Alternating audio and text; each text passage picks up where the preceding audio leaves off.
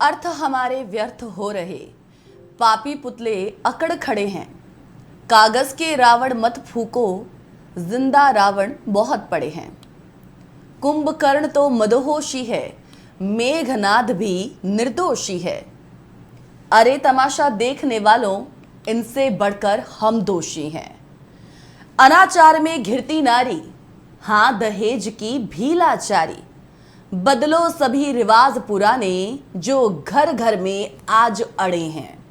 कागज के रावण मत फूको, जिंदा रावण बहुत पड़े हैं। सड़कों पर कितने खरदूषण झपट ले रहे औरों का धन। मायावी मारिच दौड़ते और दुखाते हैं सबका मन। लखन लाल ने सुनो ताड़का, आसमान पर स्वयं चढ़ा दी। भाई के हाथों भाई के, राम राज्य की अब बर्बादी। हत्या चोरी राह जनी है, ये युग की तस्वीर बनी है। आज जाति और धर्म में देखो, आपस में ही बड़ी ठनी है। न्याय व्यवस्था में कमजोरी, आतंकों के स्वर तगड़े हैं। कागज के रावण मत फूको, जिंदा रावण बहुत पड़े हैं। बाली जैसे कई छलावे आज हिलाते सिंहासन को। अब रावण आतंक मचाता, भय लगता है अनुशासन को। खड़ा विभीषण सोच रहा है, अपना ही सर नोच रहा है। नेताओं के महाकुंभ में सेवा नहीं प्रपंच बड़े हैं। कागज के रावण मत फूको, जिंदा रावण बहुत पड़े हैं। नमस्कार, मैं गीत उदय सैनी आप सभी का स्वागत करती हूँ। जस हिंदी की टीम की ओर से विजयदशमी की आप सभी को बहुत बहुत शुभकामनाएं। दशहरे के दौरान अक्सर इस बात की चर्चा होती है कि आखिर रावण को कब तक मारते रहेंगे। ये कैसा रावण है कि मरता ही नहीं और हर साल जिंदा होकर हमारे और आपके सामने आ जाता है। इसके बारे में आपके फोन में कई मैसेजेस या सोशल प्लेटफॉर्म पर कई पोस्ट आपको देखने को मिलते होंगे, जिन्हें या तो पढ़कर आप छोड़ देते हैं कई कबार, या उसे फॉरवर्ड करके आगे लोगों को दशहरा की बधाई दे देते हैं।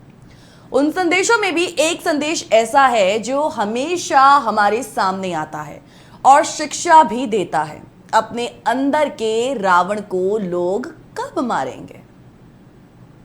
रावण को बुराई का प्रतीक माना जाता है और हमारे अंदर की बुराई को जब तक हम मार नहीं डालते, तब तक हम अपना ऐसा राम कहां से लाएंगे जो रावण का संहार कर सके। इसके साथ ही मुझे एक भजन की पंक्तियां याद आ गई। कलयुग बैठा मार कुंडली, जाऊं तो मैं कहां जाऊं। अब हर घर में रावण बैठा, इतने राम कहां से लाऊं। यानी रावण मौजूद है किसी ना किसी रूप में, शायद इसीलिए उसको हर बार मारने की हमें जरूरत पड़ती है। आज पूरे देश में रावण का दहन फिर किया गया। रावण प्रतिवर्ष जलता है, तो क्या रावण हर साल मरता है? और यदि ऐसा है तो रावण हर साल जिंदा भी होता है, जिसे फिर से मारने और फिर से जलाने की हमें जरूरत पड़ती है। ये रावण लंका का रावण तो है नहीं, क्योंकि लंकेश ऐसी ईश्वरीय शक्ति से मरा था जो उसे स्वर्ग ले गई। फिर जिसे हम जलाते हैं, वो रावण आखिर है कौन? वो असलियत में आज का रावण है शायद। ये देखना आज बड़ा जरूरी है, अति आवश्यक है कि वो हमारे बीच आखिर कहां कहां मौजूद है। लेकिन हम हैं कि हम उसे ढूंढ ही नहीं पा रहे और एक कागज के पुतले को हर वर्ष जलाते जा रहे हैं। कलयुग में रावण कोई व्यक्ति नहीं है शायद, बल्कि एक प्रवृत्ति है जो यत्र तत्र सर्वत्र है।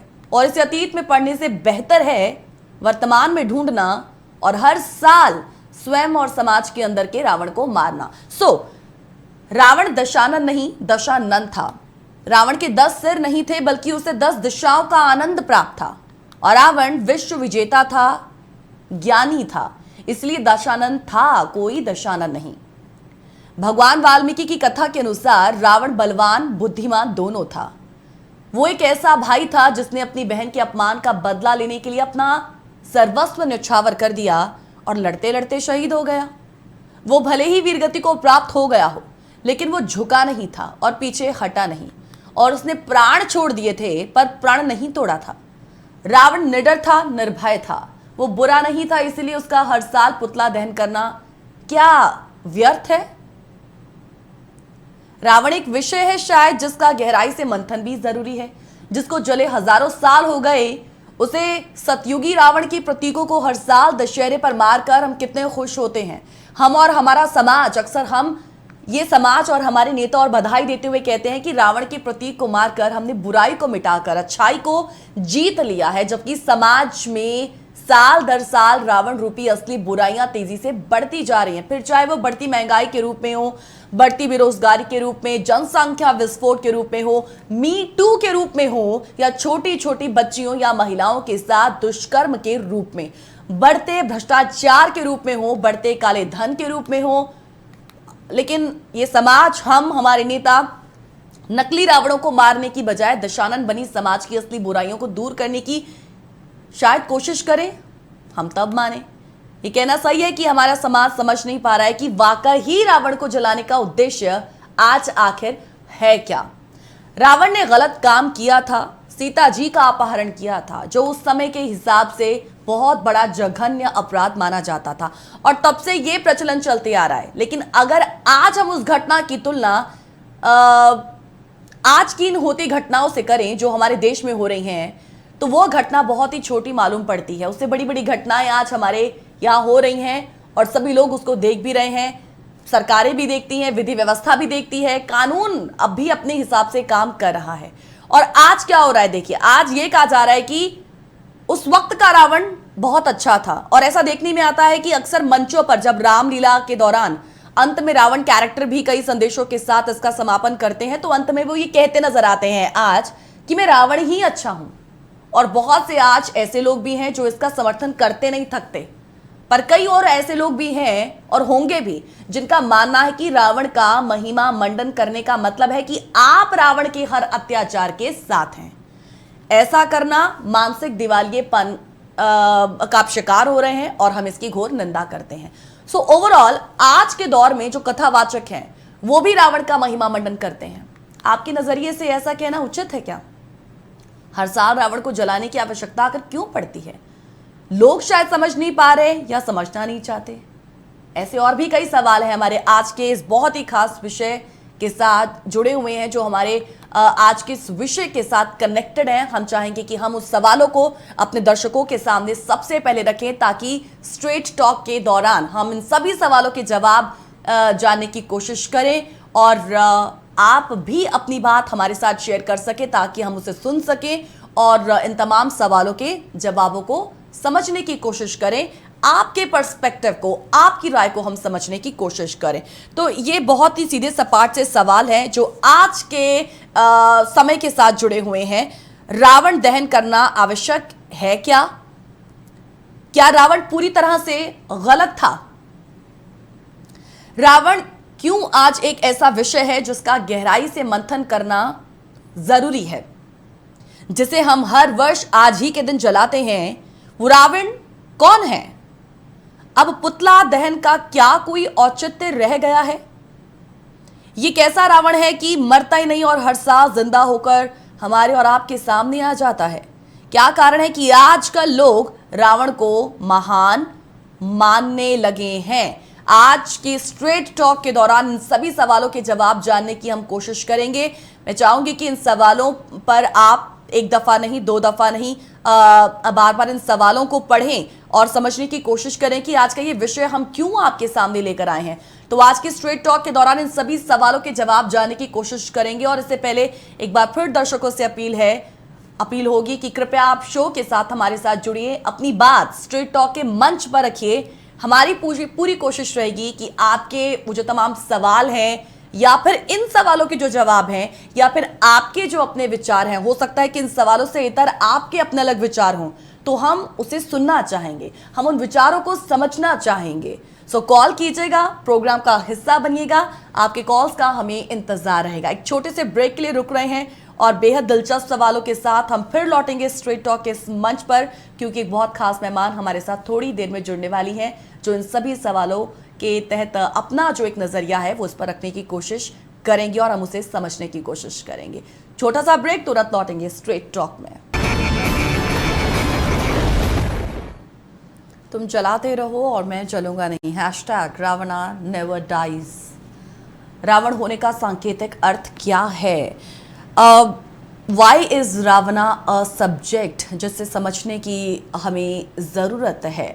दशहरा का वास्तविक अर्थ क्या है? दशहरा हमें क्या संदेश देता है हर साल? क्या हम उस संदेश को समझ पाते हैं? क्या ये हमसे ये कहता है कि अगर आप गलत काम कर रहे हो तो आपका विनाश निश्चित है, भले ही आप रावण जैसा महाज्ञानी हो, महायोद्धा हो, उसकी तरह महान बहकत ही क्यों ना हो। यदि रावण कोई सचमुच का राजा विशेष होता तो उसे एक बार जलाने से ही काम पूरा हो जाता, लेकिन ये माया का ही अलंकारिक प्रतीक है और इसीलिए इसे हर साल जलाते रहते हैं और वो बार बार वापस आ जाता है। जब तक कि ये रावण सचमुच ना जल जाए तब तक दशहरे का मतलब नहीं है। आज इस विषय पर गहराई से बात करेंगे। स्ट्रेट टॉक में हमारे साथ आज सोशल एजुकेटर और एक्टिविस्ट, एक बेहद अच्छी वक्ता इस वक्त हमारे साथ जुड़ी हुई हैं, जो अपने विचार और त्रेता युग के रावण और आज के युग के रावण, वो युग जिसे हम कलयुग भी कह रहे हैं, इस पर अपने विचार हमारे साथ साझा रखेंगे। आइए स्वागत करते हैं सोशल एजुकेटर एंड एक्टिविस्ट और बहुत अच्छी वक्ता सुनीता धारीवाल जी का। सुनीता जी, बहुत बहुत स्वागत है आपका जॉस हिंदी में, जॉस हिंदी के इस प्रोग्राम स्ट्रीट टॉक में। विजयादशमी की आपको भी हार्दिक शुभकामनाएं। बहुत बहुत शुक्रिया।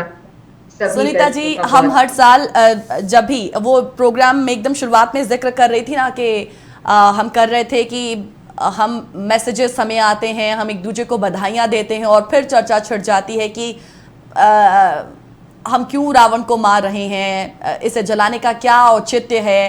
रावण तो हमारे अंदर है, रावण उन तमाम बुराइयों का एक प्रतीक है जिसे दूर करने की आज के समय में ज़रूरत है। देश में जो कुरीतियां व्याप्त हैं उनको ख़त्म करने की ज़रूरत है, तभी ये सार्थक हो सकता है विजयादशमी का पर्व। लेकिन इन सबसे इतर मैं आज थोड़े से अलग पहलू पर नज़र डालना चाहती हूँ। हम, जैसा मैं बार बार कह रही हूँ कि रावण एक विषय है जिसे डेप्थ में समझने की ज़रूरत है। हाँ, अपनी एक गलती की वजह से, अपने अहंकार की वजह से उसे जो कहें वो वीर गति को प्राप्त हुआ। हालांकि एक अलग दो पहलू हैं उसके, कुछ लोग उसे कुछ अलग नज़रिए से देखते हैं और कुछ लोग उसे पॉजिटिव तरीके से भी देखते हैं। हालांकि दोनों के अपने अपने एक मत हैं, तो हम दोनों को ही समझना चाहते हैं। सबसे पहले तो मैं आपसे ये समझना चाहती हूँ आज कि विजयादशमी का ये जो आज का खास पर्व हम मनाते हैं, इसका आध्यात्मिक महत्व है क्या? दशहरा का वास्तविक अर्थ है क्या?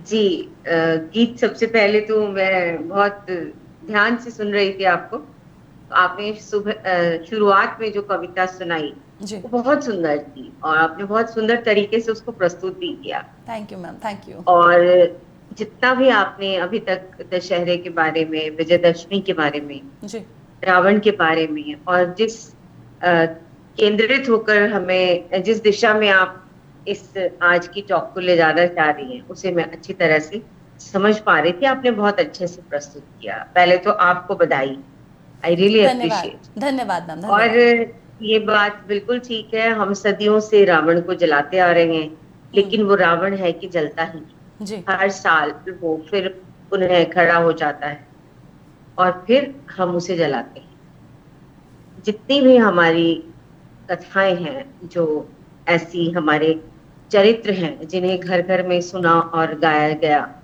या हमने रामलीलाओं के मंचन में भी पूरी उस रामायण की कथा को हम देखते हैं। हाँ जी। वो बेसिकली तो विजय प्राप्त करना है, अपनी उन चित्त की बुरी प्रवृत्तियों को हमने खत्म करना है। और अगर रावण को आपने सिंबॉलिक रूप में हमने जलाया, हम जलाते हैं बहुत बड़ा पुतला, कि हमारे भीतर की जो नकारात्मक चीजें हैं, नकारात्मक ऊर्जाएं हैं, हमारी चित्त की जो नकारात्मक प्रवृत्तियां हैं, वो उसका कद इतना बड़ा हो जाता है। एक हमारा कद, और हम देखिए ना रावण का कितना बड़ा कद बनाते जी। वो इसका मतलब ये है कि हमें अपने चित्त पर बहुत ध्यान देना है और हमें उसका अवलोकन करना है, बार बार करना है। हर बार, हर साल हम उसे याद करते हैं कि हमारे भीतर का रावण, हमारे भीतर का रावण। हम दूसरों की चर्चा करते हैं और ये जो ऐसी ऐसी जो हमारे समाज में, हमारे देश में इन कथाओं के माध्यम से जो एक आम इंसान को जो संदेश देती थी, वो तो यही है कि अपने भीतर की जो प्रवृत्तियां है, अब जैसे काम, क्रोध, लोभ, मोह, अहंकार, ये सारा कुछ है ना। और जी दूसरा है अपनी इंद्रियों पर नियंत्रण। जी। आप इंद्रियों पर नियंत्रण करेंगे तभी आप एक अच्छे जीवन को बिता पाएंगे, है ना। अभी जब हम रावण की बात करते हैं, हम दशानन की बात करते हैं, दसों दिशाओं की बात करते हैं, और प्रकांड पंडित थे, उन्होंने बहुत कुछ हासिल किया विद्या के द्वारा, ज्ञान अर्जन के द्वारा, ताकत के द्वारा, राज्य के द्वारा, बहुत कुछ। वो बहुत बड़े, जिन्हें विद्वान मानते हैं हम। वो सीधा सीधा सा उसका एक मैसेज ये जाता है कि आप जितने बड़े मर्जी विद्वान हो जाओ, यदि आपका अपनी इंद्रियों पर नियंत्रण नहीं है, तब आपका विनाश होना तय है। आप मारे ही जाएंगे एक ना एक दिन। आपके अहंकार, और क्योंकि ज्ञान का भी अहंकार होता है ना, कि मुझसे ज्यादा जानकार कोई नहीं, ठीक है। तो ज्ञान और का अहंकार और दंभ में मुझसे ज्यादा ताकतवर कोई। तो जो रावण की जो शिक्षाएं हैं, उनमें से कुछ मेन शिक्षाएं तो यही है ना। तो वो कहता है कि सबसे पहला तो शुभ काम में देरी क्यों जी। कि जल्दी से पहचान लेना चाहिए था श्री राम को। और फिर उसके बाद वो भी जो कह रहे हैं कि अपने शत्रु को कभी भी छोटा नहीं समझना चाहिए। छोटा नहीं समझना चाहिए।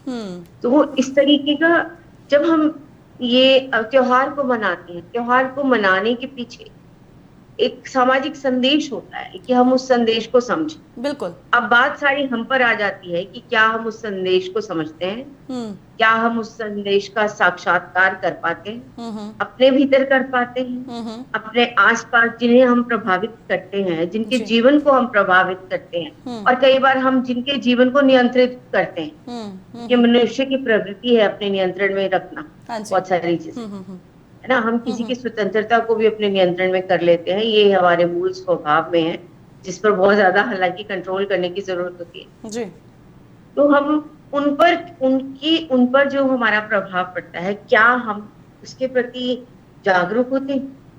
तो मुझे ये लगता है घर घर के अंदर, आपने जैसे चर्चा की, अगर आज विजयदशमी नहीं होता, त्योहार नहीं होता, तो क्या हम ये टॉपिक पे चर्चा कर रहे होते? त्योहार जो है वो हमें यही तो सिखाते हैं कि एक बार फिर से मुड़ करके देखिए, एक बार फिर से झांकिए, अवलोकन कीजिए। लेकिन जैसे जैसे समय आगे बढ़ता जा रहा है, हम लोग जितना अपनी सभ्यता से, जितना अपने ज्ञान से, जितना अपने धर्म से दूर होते जाएंगे ना, जितना हम उसको अंडर एस्टिमेट करेंगे, जितना करेंगे उतना ही हम मुश्किलों में घिरेंगे। ये तो इंसान की खुद की मुश्किल हल करने में ना, अगर हम इंद्रियों के नियंत्रण में आते हैं, मुश्किलें हमारे लिए पैदा होती हैं। हम हिंसक होते हैं, हम पशुता की प्रवृत्तियां हमारे अंदर जितनी हैं, हम वैसे तो पशु है ना, इतने और पशु हैं जी, उसमें से हम भी एक है। और हमें सिर्फ इतना ज्ञान है कि हमारे अंदर की, अगर हम लोग पैदा हुए ना, तो हमारे पास चित्त की प्रवृत्तियों में जहाँ हम प्रेम है ना, और वहीं हमारे भीतर जो है घृणा भी है, वो बैलेंस हो रहा है ना दोनों चीजों का है। और इसी तरह से हमारे भीतर जो काम, क्रोध, लोभ, मोह, अहंकार, ईर्ष्या, द्वेष, ये सब हमारे भीतर है। हम हिंसक, हमारे भीतर हिंसा है, क्योंकि ये हिंसा जो है वो जीने के लिए, अपने अस्तित्व को बचाए रखने के लिए, हिंसा सबके अंदर, सब जीवों में है। लेकिन सब जीव जो है हिंसा का इस्तेमाल सिर्फ भोजन के लिए करते हैं, और इंसान बुद्धि है उसके पास, हम अपने जीवन में हिंसा का उपयोग अपने प्लेजर के लिए करते हैं। ये सबसे बड़ी चीज है। हम हिंसक होते हैं अपने स्वाद के लिए, अपने प्लेजर के लिए, अपने आनंद के लिए हम हिंसा करते हैं ना। और पशु हमसे कहीं उस मामले में बेहतर है कि वो अपने केवल भोजन के लिए, यानी हम सुनीता जी ये कहें कि रावण के पुतले का जो दहन होता है, हम उसे एक प्रवृत्ति की तरह देखें। मैं यहाँ इसे समझना चाहती हूँ क्योंकि आज ये विषय भी क्यों, क्योंकि सब लोग कहते हैं कि रावण तो सबके मन में है, राम जो है ना वो अभी भी वन में ही है। हम इसका मतलब अगर यदि ढूंढने की कोशिश करें तो क्या है इसके मायने, क्या है इसका मतलब? राम वन में है अभी भी और रावण जो है वो हम सबके मन में है। ये मैं आपसे समझना जरूर चाहूंगी। छोटा सा ब्रेक ले रहे हैं सुनीता जी, तुरंत लौटेंगे स्ट्रेट टॉक में। तुम जलाते रहो लेकिन मैं जलूंगा नहीं। शायद रावण एक प्रवृत्ति के हमारे उस रूप में हमारे सामने है, लेकिन हम उसे है कि समझना चाहते नहीं हैं। यदि हाँ तो आज लोग उस बुरी प्रवृत्ति को आखिर समझ क्यों नहीं पा रहे हैं? समझना चाहते नहीं हैं या वो समझ पा नहीं रहे हैं? दोनों में क्या डिफरेंसेस हैं? आप सभी का एक बार फिर से स्वागत करते हैं। सुनीता जी आपका भी मैं स्वागत करूंगी। सुनीता जी, ब्रेक लेने से पहले आपसे वो सवाल किया था कि रावण तो हम सबके मन में है लेकिन राम अभी भी वन में है, तो इससे हम क्या समझना चाहते हैं? इससे आप किस तरीके से समझाना चाहेंगे? कॉलर सुनीता जी हमारे साथ इस वक्त जुड़े हुए हैं, उन्हें पहले सुन लेते हैं, फिर आपके पास वापस मैं लौटूंगी। वालिया जी बहुत बहुत स्वागत है आपका स्ट्रेट टॉक में। हाँ जी, बहुत अच्छा आपने जो शुरुआत भूमिका बनी, कविता शुरू में सुनाई, बहुत ही बेहतरीन थी। उसमें सब हर चीज का निचोड़ आ गया था। और आपके जो गेस्ट को भी सुन रहा था। ये देखिए जो रावण की बात चल रही है, हाँ जी, रावण के बारे में ये कहना, बहुत गुणी ज्ञानी, बहुत विद्वान था। 10 से उसका मतलब कि 10 बड़े बड़े विद्वानों के मिला लो तो उनसे भी अच्छा विद्वान था वो। तो अगर उसके कैरेक्टर के बारे में पता कि सीता जी को उसने उठवाया था, हरण किया था, लेकिन उनकी रक्षा, उनको किस तरीके से रखा था, उनकी गलत निगाह से कभी नहीं देखा था उनको। और जहां पर उनको रखा था तो वहां पर दासियां रखी थी उनकी केयर के लिए, कोई मेल किसी को नहीं जाने देता था। तो वहां सोने की लंका भी कहते थे रावण की जो थी। तो इसका अंदाजा ये भी लगा सकते हैं कि उसका कैरेक्टर कैसा था और उसकी राज में कितने लोग खुश होंगे जो जहाँ सोने की लंका थी। और उसको सिर्फ ये अभिमान, जो अहंकार, सिर्फ वो मार गया है। बाकी ऐसे देखे जाए, अगर आप आज के कंपेयर करें रावण के मुताबिक, उस रावण के और आज के रावण, जैसे कैसे आश्रम में बाबा बैठे हैं, आश्रम में क्या हो रहा है, बच्चियों को रेप किया जा रहा है, उनको क्या किया जा रहा है। और देखो जो हमारे जो लोग जिनको देश को संभालना है, उनके बच्चे ऐसे ऐसे कर्म कर रहे हैं।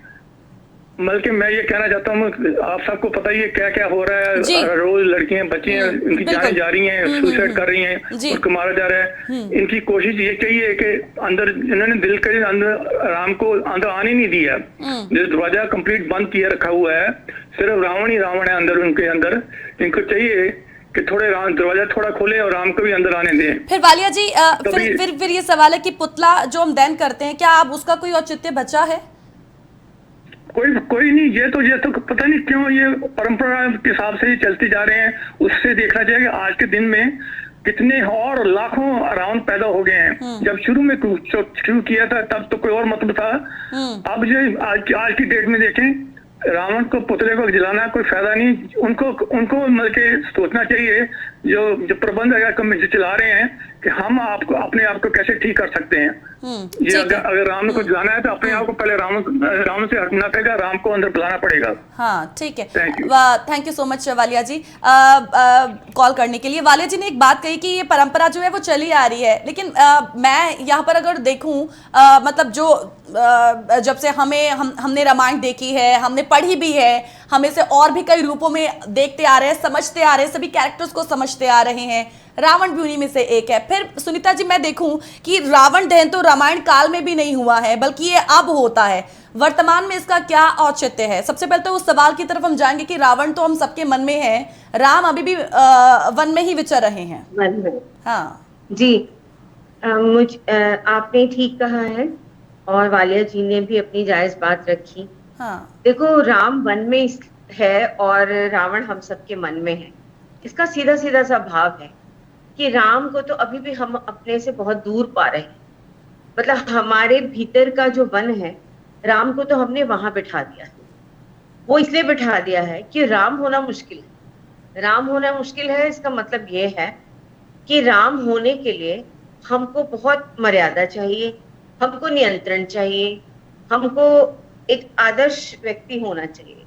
और जब हम अच्छे की तरफ जाते हैं और जब हमें कोशिश करनी होती है कि हम सर्वश्रेष्ठ अपना दें और बेहतर दें, उसमें परिश्रम लगता है और त्याग करने में बहुत सारा आपका बल लगता है, मानसिक बल लगता है ना, क्योंकि आपने आनंद और इस आनंद को छोड़ना है ना। आपने धर्म, अपना जो है धर्म का मतलब कि कर्तव्य पर आपने खड़े रहना है। तो हमने ही अपने मन के अंदर जो राम है उसको वनवास तो हमने दे रखा है, और जो आसानी से हमें प्रवृत्तियां हैं, आसानी से जो बुराइयां हैं, उनको हम स्थान दे रहे हैं। हमने अपने भीतर ही लंका रची हुई है, हमने अपने भीतर ही उस राम के लिए वन का, हमने ही अपने वन को पल्लवित किया हुआ है कि राम को उस वन में बैठाए रखें और हम जो है लंका का पूरा आनंद लें। लंका का मतलब क्या है? माया, माया का पूरा आनंद हम ही लें। तो ये भी एक सिंबॉलिक ही बात है कि हम सब आज भी भोग विलास आनंद में लिप्त हैं और उसी में लिप्त रहते हैं। अगर हम भोग विलास और ये सब चीजों में लिप्त रहते हैं ना, आनंद जिसे कहते हैं, और ये अस्थाई आनंद है, तो उसमें जब तक लिप्त रहेंगे ना तो आपको भगवान, ना आपको अध्यात्म, आपके भीतर अध्यात्म आएगा तो नियंत्रण आ जाए, आपके भीतर राम जो है वो जागृत होने लगेगा। और हमने ही ये दोनों चीजें हम ही कर रहे हैं। और जहां तक त्योहारों का है, मैं मानती हूँ कि त्योहार जो है हमेशा सांकेतिक होते हैं, जी वो एक संदेश देते हैं। बिल्कुल। और संदेश बहुत जरूरी है, बार बार अच्छे संदेश को रिपीट करना बहुत जरूरी है। उसके देखो, एसेंस को एक समझना छोटा सा जरूरी है। एग्जाम्पल है कि अगर एक बाग में हमें एक खुशबूदार फूल है ना, हाँ फूल के बहुत निकट जाने पर उसकी सुगंध हमें महसूस जी होती है, जी और कहीं पर जैसे कूड़ा करकट या बदबू है तो आपको बहुत दूर से महसूस होती है। और सुगंध को लेने के लिए उसके पास जाना पड़ता है, उसका परिश्रम लगता है, आप बाग में जाओगे। तो इसी तरीके से जीवन में हम लोग उस सुगंध को लेने के लिए, जो हमारे मन के भीतर हमारी रूह तक को आनंदित करती है, उसके लिए हमें अध्यात्म का, हमें नियंत्रण का, हमें मार्ग चुनना होता है। वो परिश्रम होगा ना। बाग है तो वन है ना, वन है तो वहां पर खुशबू है, और वो स्थायी है, वो आपकी इंद्रियों में हमेशा के लिए समाएगी। क्योंकि हम बहुत ज्यादा से जो बदबू आप फैलाई जाती है या पड़ी है, हम आकर्षित होते हैं उसकी तरफ, क्योंकि वो हमारे तक ऐसे ही आ रही है चल के, क्योंकि वो भरमार में है, उसकी गति बहुत ज्यादा है। सुगंध की गति बड़ी कम है और उसकी गति बहुत ज्यादा, दुर्गंध की गति बहुत ज्यादा है। तो हम लोग जो आसान है, इंसान जो है हर आसान काम को चुनना चाहता है, तो हम उस आसानी में हैं। इसीलिए हमने अपने जो हमारे श्री राम है, हमने उनको अपने ही वन में हमने रखा हुआ है फिर कि मतलब हम समझते राम हैं। जो हमारा है वो हमारे वनों में भटक रहा है, और हम लंका में, जैसे होता है ना रामलीलाओं में भी दिखाते हैं कि अब लंका है तो अब सोने की लंका है, और चलिए अब यहाँ पर रास होगा, आनंद होगा, यहाँ पर नृत्य, वो अप्सराएं नाच रही होंगी। हाँ। तो हम क्या है, हम उस माया में उलझे हुए हैं जहां हम अप्सराओं को भी देख रहे हैं, और यहाँ तक कि वर्णन आता है कि रावण ने तो अप्सराओं के साथ ही बलात्कार किया और फिर श्राप भी उसको मिला। इस तरीके की कथाएं हैं कि एक बड़ी अच्छी उसमें वो मैसेज आता है, जैसे रंभा का बलात्कार की बात होती है इसमें, जी वो उसको फिर रावण को श्राप में भी उसके जो श्राप मिलता है कि किसी भी स्त्री को उसकी इच्छा के बगैर, विरुद्ध, हाँ हाँ, इच्छा के बगैर आप ऐसा करेंगे तो उसके आप फल को भुगतेंगे। तो ऐसी है। अगर हम महिलाओं की बातें करेंगे तो जहां तक सीता का बताते हैं, श्री वाल्मीकि रामायण में भी ये जिक्र आता है कि रावण जो है वो अपनी बहन का बदला लेने के लिए नहीं, बल्कि सीता के सौंदर्य का वर्णन सुन सुन करके, काम वासना से प्रेरित होकर के वहां पर वो सीता का अपहरण करता है। तो ये है कि हमें हर कहानी में स्त्री है, किसी भी कथा कहानी है, कोई भी हमारा पौराणिक कथाएं हैं, हर एक में कहीं ना कहीं स्त्री पात्र हैं, और स्त्री पात्र अपने आप में भी एक अनूठे हैं, वो सीखने योग्य है।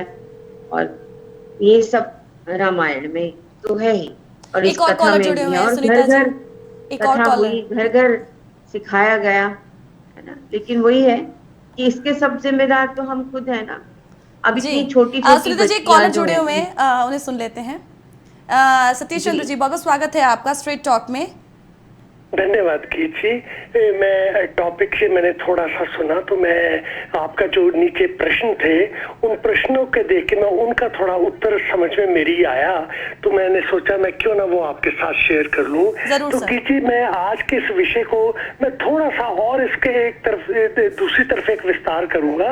अमेरिका में हमारे से क्रिश्चियन कंट्री, लेकिन यहाँ पे देखिए साल में 3 दफा 10 कमांडमेंट्स मूवी फ्री दिखाई जाती है सारी कंट्री में, सारी अमेरिका में। मैं पिछले 40 साल से देख रहा हूँ, हर साल 3 दफा ये मूवी दिखाई जाती है।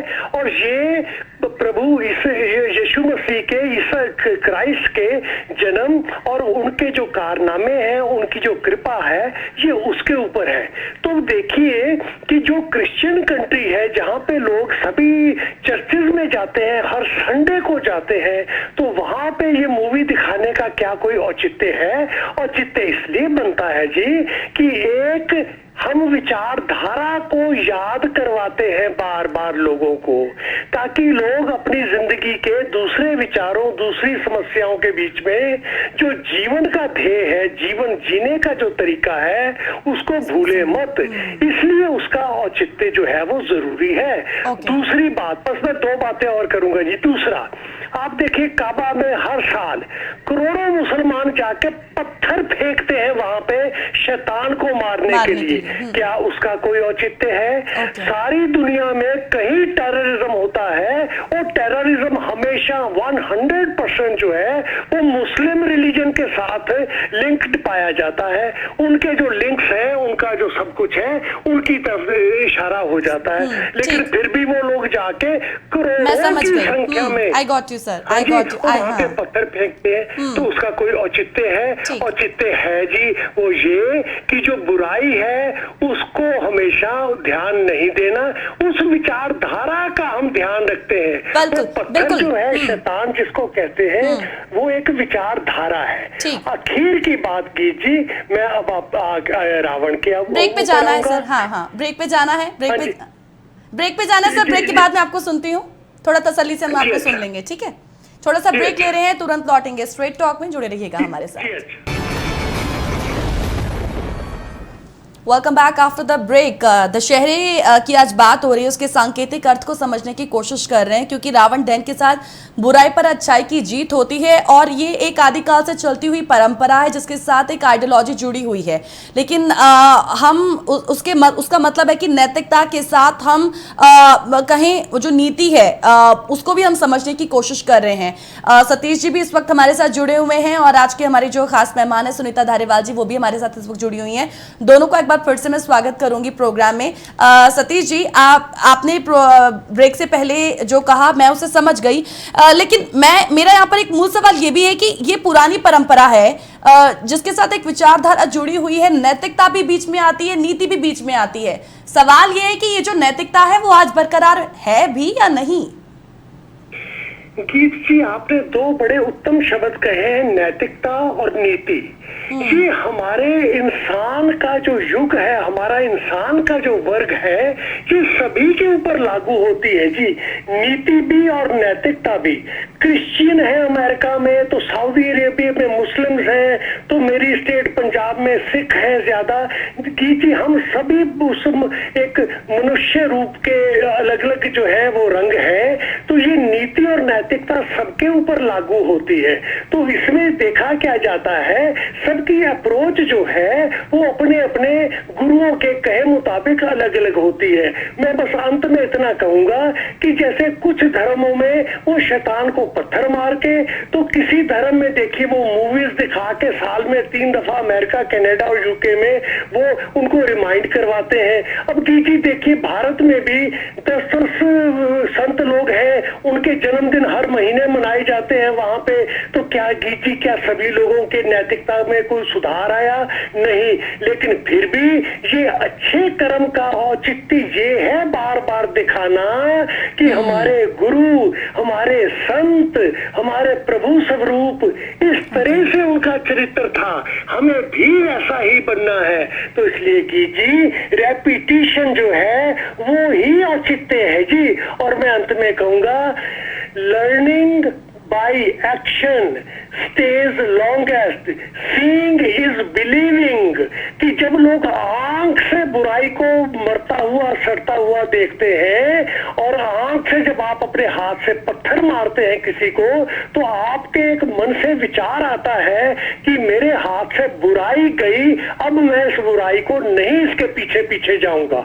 तो जी और आखिर अपने जो हमारे दक्षिण भारत में कुछ विज्ञानी लोग हैं, वो ज्ञान में के मुताबिक रावण को स्वरूप मानते हैं प्रभु का, वो उसके ज्ञान के ऊपर ही ध्यान देते हैं। लेकिन कुछ लोग उसके अज्ञान के ऊपर ध्यान देते हैं। इसीलिए इन तर्कों को स्पष्ट कर देना, उस औचित्य को कायम रखना जरूरी है। और ये रावण का जो है हम मनाते हैं दशहरा, ये दशहरे की विधियां जो है इनका इसलिए बहुत जरूरी है हर साल मनाना, आपस में बात करना और ये स्पष्टीकरण करना। धन्यवाद गीत जी, भारत माता की जय। Thank you sir, thank you so much for calling us, thank you so much. Sunita ji, हमने अभी अब अपने दोनों मेहमानों को भी सुना था, दोनों गेस्ट को भी हमने सुना था जो हमारे कॉलर्स इस वक्त जुड़े हुए थे। ये एक बात हमने कही थी कि मंचों पर भी जब रामलीला होती है तो अंत में आज संदेश दिया जाता है कि मैं रावण ही अच्छा हूं। कई ऐसे कथावाचक हैं जो आज उसे ग्लोरीफाई करने की कोशिश करते हैं, ग्लोरीफाई करते हैं रावण। और हमारे आसपास भी बहुत से ऐसे लोग हैं जो रावण का महिमा मंडन करते थकते नहीं हैं कि हाँ, रावण तो ज्यादा बेहतर था, रावण तो ज्यादा अच्छा था, हम राम तो बन नहीं सकते लेकिन रावण भी हम कभी नहीं बन सकते हैं, उस जैसा ज्ञानी भी नहीं बन सकते हैं। ऐसा क्यों कह रहे हैं? क्यों आज रावण का जो इतना मान सम्मान, इतना ज्यादा उसका महिमा मंडन कर रहे हैं हम? देखिए, जहां तक महिमा मंडन की बात है या रावण की बात है, तो भगवान श्री राम ने भी रावण के पांडित्य को तो माना ना। और अगर वो रावण के अंदर जो अच्छाइयां थी, रावण ने जो अर्जित किया था, उसका ज्ञान, वो इतना प्रकांड पंडित था, वो बहुत कुछ वेदों का ज्ञाता था, उसने बहुत उसका उपलब्धियां थी। तो अगर भगवान श्री राम रावण के बारे में नकारात्मक ही विचार रखते या वो उसके महत्व को नहीं मानते, तो वो लक्ष्मण को कभी ना भेजते कि जाइए आप उनसे ज्ञान ले लीजिए। ज्ञान ले लीजिए। है ना? और फिर ज्ञान लेने के लिए भगवान श्री राम लक्ष्मण को भी समझाते हैं कि सर, तुम उनके पाँव की तरफ खड़े हो जाए, सर की तरफ नहीं। हाँ, है ना? ये तो बिल्कुल कितनी अच्छी बात है, और आज भी ये लागू होती है। हाँ। हमें किसी से कुछ प्राप्त करना हो, हमें ज्ञान, हम घमंड से तो नहीं ले सकते, बिल्कुल, हम उसके सर पर भी होकर नहीं ले सकते, हमें झुकना होगा, हमें उससे विनय करना होगा, है ना? हमें शिष्य बनना होगा और उसे गुरु मानना होगा। हाँ, तो अच्छाइयां सब में हैं, अच्छाइयां हैं। देखो, प्रकृति हमारी एक इंसान के रूप में प्रकृति जो हमारी है, उसमें अच्छाइयां भी परमात्मा ने हमें दी है ना। हम प्रेम करते हैं, हम दया है, ममता है, करुणा है, ये सब क्या है? ये भी तो लेकर पैदा हुए ना। यदि हमारे अंदर ईर्ष्या द्वेष है तो ये भी समांतर है ना, तो दोनों ही मिली हैं। तो भगवान श्री राम तब लक्ष्मण को बता रहे हैं, वो खुद भी जानते हैं कि वो इतना ज्ञानी है ना, और उसके अंदर उसने सोने की लंका, मतलब इतना अपने साम्राज्य को, एक अच्छा राजा है, उसने इतना साम्राज्य को अपने इतनी सारा धन दौलत से संपन्नता उसके राज्य को दे रखी। तो रावण के जो गुण हैं उनको तो कोई भी नहीं नकारता, भगवान श्री राम ने भी नहीं नकारा, लेकिन बिल्कुल, हाँ, इतना अर्जित करने के बाद भी, ज्ञान अर्जित करने के बाद, इतनी ताकत अर्जित करने के बाद उस व्यक्ति ने, रावण ने अपनी उस ज्ञान का गलत इस्तेमाल किया। अपनी इंद्रियों पर वो नियंत्रण नहीं रख सका, ठीक ठीक, नियंत्रण नहीं रख सकता, उसके वशीभूत हुआ, इसीलिए तो फिर युद्ध हुआ। बहुत सारे ऐसी चीजें हैं जिसमें बताते हैं कि वो रावण जो है अपने क्षेत्र के अधीन, या जितना भी लोग दूर दूर तक रहते थे, ऋषि मुनि जो तपस्या करते थे, उनको रावण के जो राक्षस हैं वो जिंदा खा जाते थे।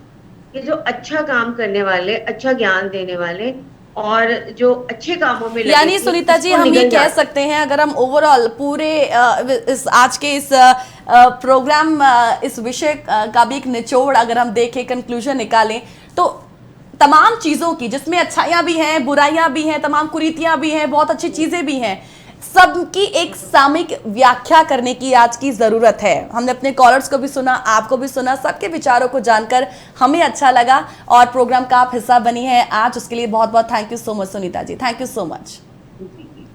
तो